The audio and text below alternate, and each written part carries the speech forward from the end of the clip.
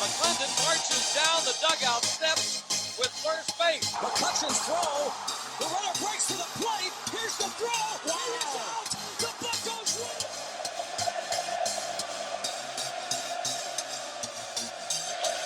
That ball's hit well to left center field.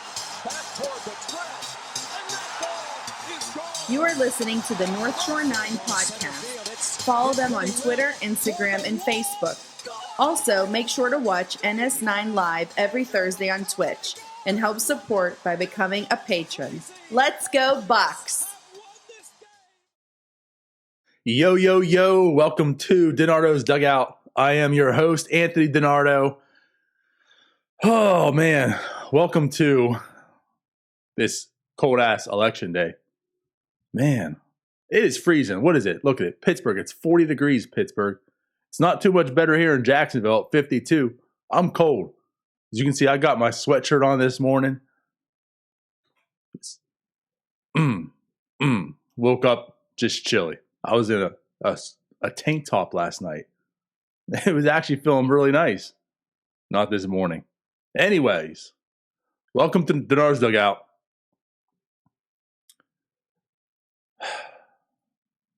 Has this time change screwed you guys over too? I feel like, I don't know. It's probably just me. But I've never been more messed up, I think, than right now. It's like what I'm noticing. I mean, I'll grant it, like you got the extra hour this time. You know, we didn't lose the hour. So you would think, you know, like that screwed me up too, losing that hour. But gaining the hour usually is beneficial. But I feel like, I mean, I didn't gain an extra hour of sleep. I just went to bed later, even though I had to get up early the next day. But it's like you've lost that hour. Cody's usually sleeping. So, you know, we gained the hour here. But what I've noticed now is every day I'm done working, you know, I go do whatever I have to do, start, you know, with dinner, eat dinner. After dinner's done, you know, with all the stuff, cleaning up, whatever, you sit down. I feel like every night I sit down, I get that feeling it's so late. I mean, you think about it, it's so dark outside, so much quicker. You know, in my mind, mentally, I'm thinking it's like 9, 10 o'clock. But then when I look at the time and I find out it's only like 7 or 8, I feel relieved. I don't know. Do you guys feel that way too? I get the sense of, you know, like I said, it's like being relieved knowing that there's so much more of the evening to go. Because mentally in my mind, I'm thinking I'm sitting down on the couch, probably going to bed in a few hours. You know, but then I see the time and I'm like, oh man, we got so much more of the evening to go. This is fantastic. But the problem is I'm so tired. I don't understand why. I know it's just a few days, but again, we gained the extra hour. I wouldn't think that would be tired because of me lack of sleep or something. We gained this extra hour, and yet I'm ready for bed. Last night, I swear to God, it was 8 o'clock. Speaking of Cody, it was 8 o'clock, and I was just sitting on the couch. The NFL game hasn't even started. I was ready for bed at 8, and I don't go to bed before midnight like any night. I don't know. Maybe it's just me. But that's how I feel this time change. Anyways, baseball season's officially over. They're announcing the award winners. I didn't watch any of it last night because I was tired. But no, I didn't really watch any. I know everyone's going crazy about Brian Hayes being slated and up for Rookie of the Year, which, again, I was pretty okay with, understanding he was only there for barely a month. I mean, he basically had a hot start. Not taking anything away from him, but in this screwed up season, you know, he had a hot start. He didn't get a chance to cool down, which really helped him out. So next year he'll have his opportunity. I'm okay with it. But what I'm really not okay with is how this upcoming free agency is probably going to pan out. Because man, oh man, do we see that people do not want to spend money.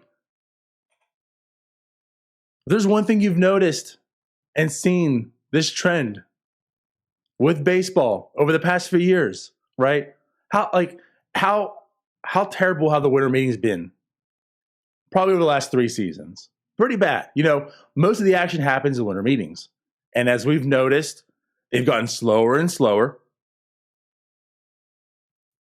People are reluctant to open up the wallets and spend on free agents. And, you know, what we've really seen, too, this trend is pretty much not much is happening until late January into February, like almost right as the season's about to start.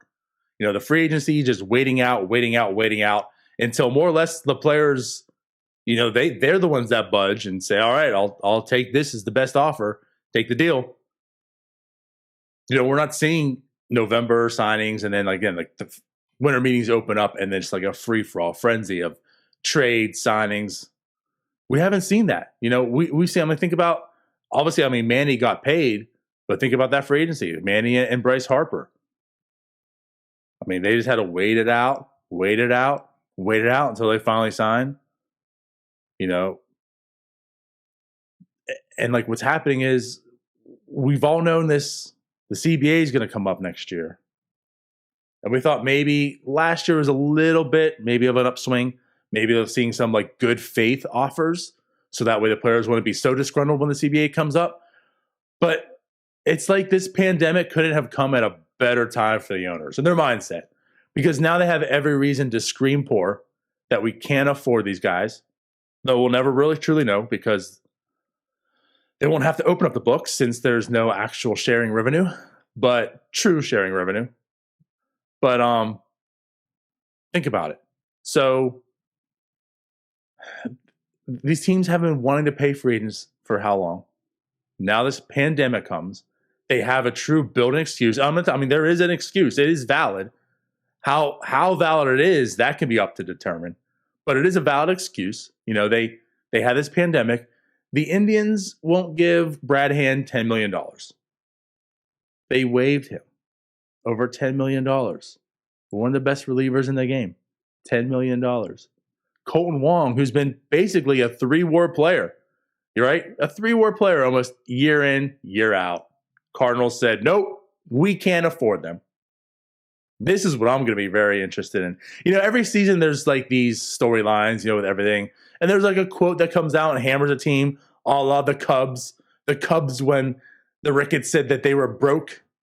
Yeah, we were all over that. But, there's that one line. Well, the Cardinals, they appear to be that team this year right now. They're the ones out there saying that there's not going to be a team hit as hard as them.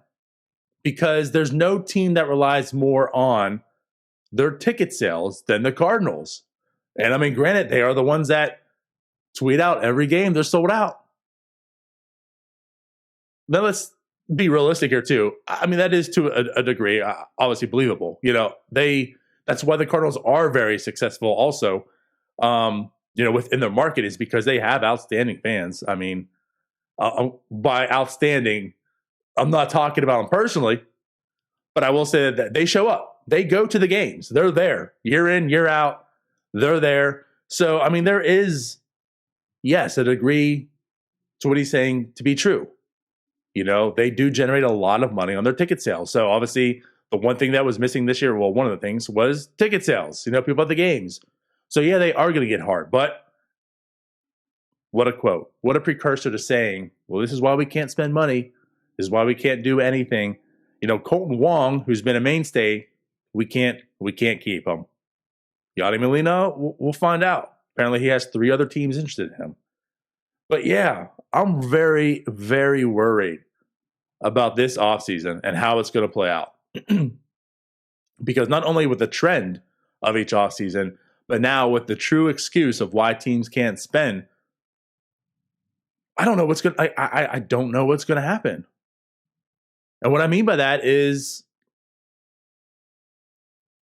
are there going to be a lot of free agents just left in the dark that you would expect on a team? Because, I don't know, teams might say, I'd rather just go with this AAA guy. The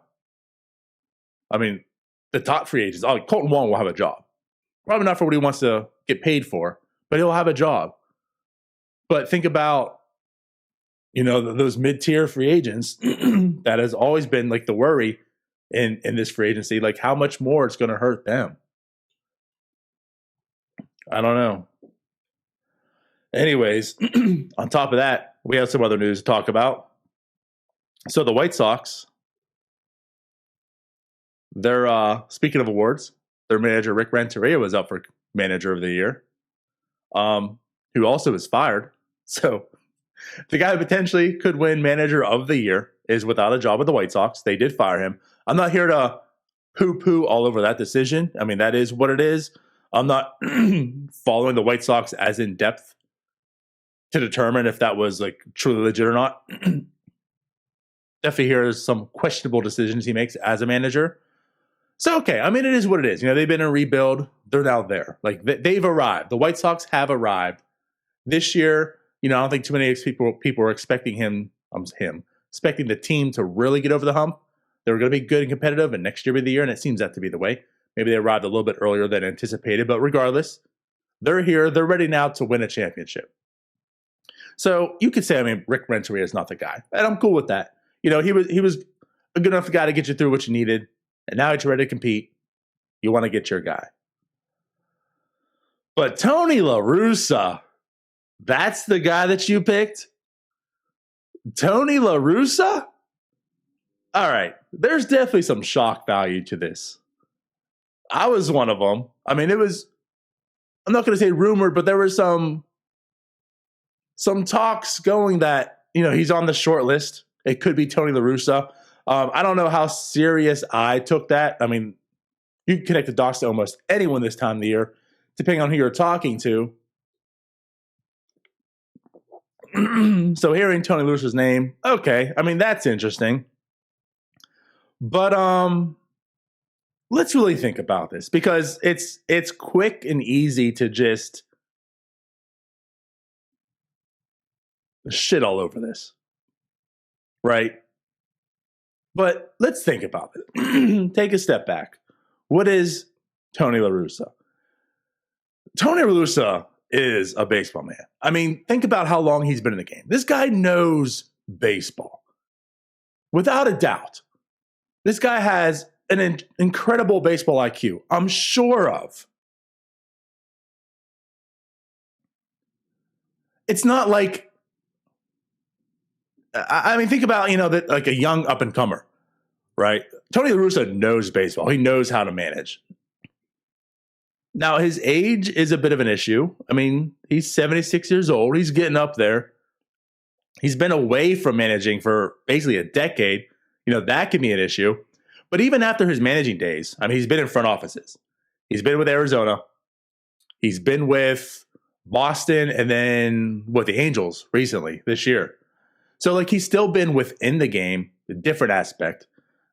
So it's not also like the mindset that he has been away from baseball for 10 years and now coming like out of retirement to put on the manager cap, right? He's still like in the game. Great baseball mind. Still in the game in a front office capacity. But I think the red flags, managing wise, like being in the position, take away the other things, but just for as a manager and such, you know, the red flags are that he has been away from managing for 10 years. Other red flags, he's been very public to poo-poo all over analytics. It's been 10, like, think about in 2011 when he was with the Cardinals. Where was analytics at in the game? Very, very pioneerish, you know. I mean, analytics have been around for years. I mean, go back to Bill James. I mean, years they've been around, but especially to the level they're at today, right? I mean, they've definitely compounded over the years. 2011, sure, analytics were there, but you weren't pulling Blake Snell out after a 21st batter. It wasn't to that degree. So there's some worry because obviously analytics are a very big thing in today's game. Chicago White Sox being a team that's, you know, I mean, they're not, I wouldn't say as heavy as others. They're not the big hitters like the Rays or the Dodgers. But what I also want to get to, which is why this is a little bit worrisome, they're not like what the Diamondbacks were just a few years ago, or even the Twins. You know, I spoke of the Twins actually a few shows ago about them being the last team to have an analytics department. And now that they have, you've seen how quickly that team turned around and what they've been doing. Well, right before the Twins was the Diamondbacks. You know, the Diamondbacks and the Twins were like the laughing stock, per se, in that sense of teams without analytics departments. And think about this organization. Think about this organization when Tony La Russa was with them, the Diamondbacks. You had the Shelby Miller trade. right? The trombone, like Dave Stewart was the GM. My boy Dave Stewart. I love to talk shit on Dave Stewart. But Dave Stewart was part of the Arizona Diamondbacks front office. He was the GM. And there with him was Tony La Russa, running the helms of the Arizona Diamondbacks, which just pulled bad move after bad move. Wasn't good. They all got canned. He goes over to Boston with Dombrowski. La Russa does. And I just worry. Like, he says he's come around, and I'm sure he has. That's why, again, I want to say strength and stuff. Like, everyone's quick to judge this and say how terrible it is. He's been in front offices. Yes, there's stronger ones and weaker ones, but every front office believes in analytics to at least some level, okay? He has had to have turned around his stance. He might not like them on the level of others, of course, but I do believe Tony La Russa truly believes, not just saying it to make this decision look right, but does truly believe in analytics to where he feels they need to be. So I don't think he's just an old mind that's out of touch with the game of baseball. I do think that he probably can be a good manager this day, baseball-wise, knowledge-wise, bringing the information from analytics and the strategy to the in-game managing. And honestly, as much as we're saying, he's not analytically, minded and such, and that's a negative thing, maybe he would have been the one not to pull like Snell. And we could be seeing the Rays in a Game 7. I don't know. I digress. Whatever. I don't think he is going to be a terrible in-game manager because of his age and how long it's been. But I do think what's really going to judge this signing it's not the in-game managing. It is his relatability to his players. Can he bring this clubhouse? Like, can he own this clubhouse? That's what makes this hiring so interesting. This guy's 76 years old. He's got Luis Robert, who's 23. Tim Anderson, Eloy Jimenez. He's got a lot of young kids. This is a fun team. This is young. This is fun. It's kind of what makes them exciting and interesting to watch. I mean, they're good. Let's not take that away, too. They are a good team. There's a lot of talent. But there's a lot of Cuban-born players. Can't relate to that. Tony La Russa can't talk about his days in Cuba with a lot of his players. And it's not that it's right or wrong, but, I mean, can't relate to that. I don't think there's a whole lot that they can relate to. And I guess where I worry, too, is managing, yes, that's still there, I think. The IQ is still there. But Tim Anderson is a different player than a lot of the players Tony La Russa managed back in 2011 and prior. The game is a little bit different in that way. Not so much how it's played, but maybe how it's celebrated, how players react to things. Is Tony La Russa the I'm going to tell my pitcher to throw at you when you pimp a home run type of guy? I'm sure he was. Is he still? How does he handle Tim Anderson when he does that? Does he celebrate it? Or does he go all Eric Hosmer on him? That's the true things that I do, again, wonder and kind of a wait and see approach to see how this works out, because that's where I kind of work with this. I don't know if this is the perfect fit, the true signing for the White Sox. Maybe they're looking for a manager to get over the hump, and I agree with that. But again, is Tony La Russa the guy? I mean, is this clubhouse going to turn against them? Is Tony La Russa going to open up and be the fun grandpa maybe? Just, I don't know what your kids are doing, but have a good time doing it, but we're going to play baseball. We'll find out. But those are definitely the questions about Tony La Russa. But that's not even the issue I have with this signing. Honestly, it's not. Like Tony La Russa being the White Sox manager is the least issue of the White Sox hiring Tony La Russa as the manager. My issue is there was no process. There was no hiring process at all. That's just, again, like so many things that are wrong with baseball. NFL got this right. I mean, the Rooney Rule, you want to call it for whatever it is. Like, I mean, it's still not perfect, but they recognize something. And here the White Sox are, no one got interviewed. It's just like the owner's friend. So would you like a job at the White Sox? Come on over. That was it. It's like, you know, the Good Boys Club is baseball. You know, oh, we're all friends. Come on. It's a 76-year-old man. It's a 76-year-old man. Now think about this aspect. You're applying for a job. It's a 76-year-old man who hasn't done the job in 10 years. And they didn't even have the nerve to interview anyone else to see if anyone else was more qualified for the job. They were compelled to say, here, Tony La Russa, here's the reins to this club. Not one interview. Really? Nobody? That's the problem here. They just gave this job to a 76-year-old man who hasn't managed in 10 years. That's a problem. That is a huge problem. And that's, oh my God. That's what bothers me so much about this. Because I do think there probably are a lot better people out there to represent this club and manage this team that probably have just as much, if not close to an IQ of Tony La Russa, who maybe understands the analytics a little bit better, but also can relate to the players. I mean, if we're going on the NFL landscape here in comparison, I mean, think like Mike Tomlin.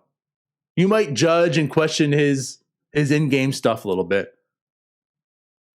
But find me a coach who the players want to play more for than like Mike Tomlin, for the most part.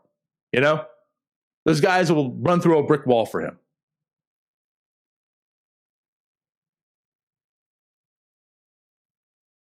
I don't know about Tony La Russa. I'm not sure if we're talking about in a year about how Eloy Jimenez ran through a brick wall for Tony La Russa. So I question it. Anyways, to get an idea of Tony La Russa. Tony La Russa's first job was with the White Sox, by the way. Just to put it out there. His first managing job was with the White Sox. Would you like to know things that happened the last time Tony La Russa managed the White Sox? Well, just here's a little example.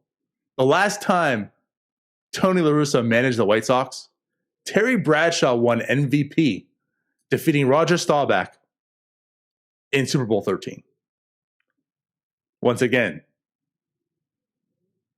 Eloy Jimenez, he can relate to that, right? Right? They can talk about Mitch Trubisky and Terry Bradshaw. The last time Tony La Russa managed the White Sox, the Dukes of Hazzard debuted on CBS. The last time Tony La Russa managed the White Sox, the Daytona 500 is aired in its entirety on CBS for the first time ever, and Richard Petty won. Listen, guys, the last time Tony La Russa managed the White Sox, Phillips publicly demonstrated the compact disc for the first time. Oh, yeah. Oh, yeah. Luis Roberts talking all about his compact discs to Tony La Russa. They're definitely comparing the number one hit, off the wall album by Michael Jackson in 1979. They're definitely talking about that. The last time Tony La Russa managed the White Sox, Magic Johnson defeated Larry Bird in the NCAA tournament. Right. The last time Tony La Russa managed the White Sox, McDonald's introduced the Happy Meal. Think about that. If you're like me, I mean, the Happy Meal's just been in all your life. And I'm not 23 years old, even though I say I am. The Happy Meal was introduced. The last time Tony La Russa managed the White Sox, the Sony Walkmans went on sale for the first time. The Sony Walkman. ESPN debuted for the first time when Tony La Russa last managed the White Sox. Smallpox was officially certified as eradicated the last time Tony La Russa managed the Happy Meal. Smallpox! Smallpox! That was the news. It's officially gone. For the people listening, when in your lifetime have you ever worried about smallpox?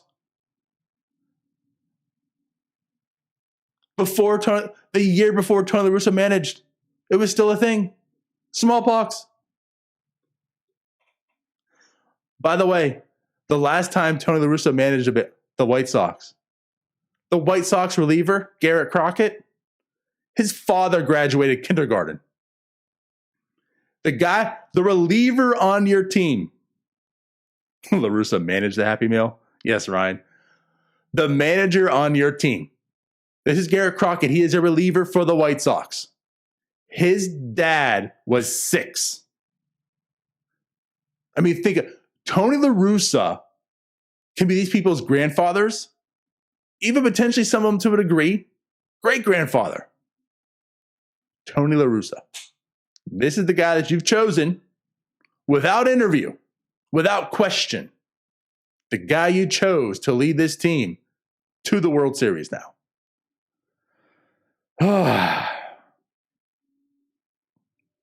That's troubling. That is troubling.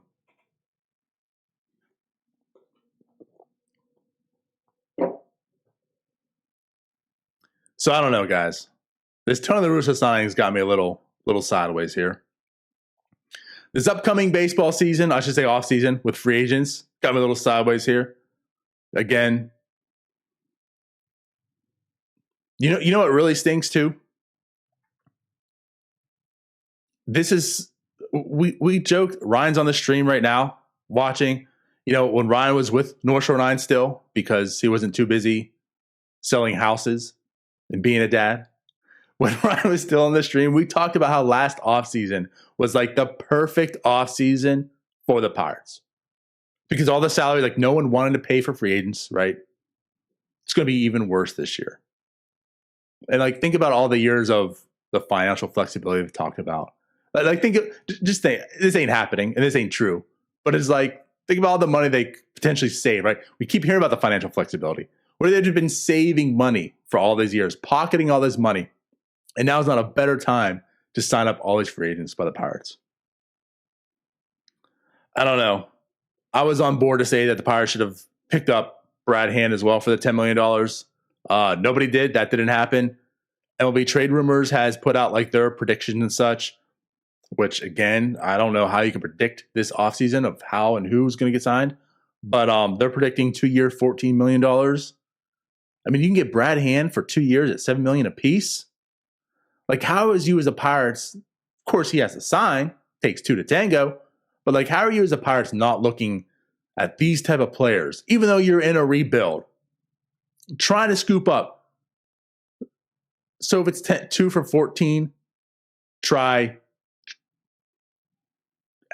I mean, they didn't do the 1 for 10. I don't know. It just boggles me. How are you not trying? And your payroll's as low as it is. How are you not trying to get some of these? I'm not going to say premier. I mean, I'm not going after Springer, but some of these guys, because you can trade them. You know, like get a Brad Hand. Think of if you would have signed, and not signed, but just picked up Brad Hand for the 1 year, $10 million he was let go for, right? Yeah, it's $10 million for a reliever. Your payroll's at like $60 million. You know, this upcoming season. How do you not do that and try to flip him and get some more prospects for him? I mean, that's what the Pirates should be looking at right now. With this offseason panning out the way I feel it's going to pan out. You know, I do really think, to tie this into Pirates news, the Pirates should be looking into free agents. Not just staying the course of, we're just going to keep going our route because we're competitive in a few years and then, go into the market. They probably should look to see what's out there right now because they could get maybe some guys pretty nice deals they wouldn't normally get and be able to trade them. And if it costs money, it costs money, but that's how you get some prospects. Brad Hand was $10 million. You pick it up now, you trade him at the deadline. Maybe you throw in some cash as well to get some prospects. But then obviously, again, like you're getting some decent prospects. That the Pirates should be looking at that. I don't know if they will. I don't know what's going to happen. We'll find out. But that's that. So anyways, the last thing I want to talk about is our good boyfriend, Rob Manfred. The clown he is, continuing his clown work. Man, not everything he suggests is the worst, but doesn't it just feel that way? I mean, all the rule changes he made this year, I get to a degree. I mean, it's the quarantine, but these are a lot of rule changes he's wanted in baseball all along. Some aren't the worst thing in the world. Again, like the DH. Like, if that happens, so be it. I prefer no DH in the NL, but it is what it is. But the latest from Rob Manfred. A neutral site World Series. All right. I kind of laid out some positives and negatives for Tony La Russa. So I'll do the same with Rob Manfred, okay? Here's my list of positives to having a neutral site World Series.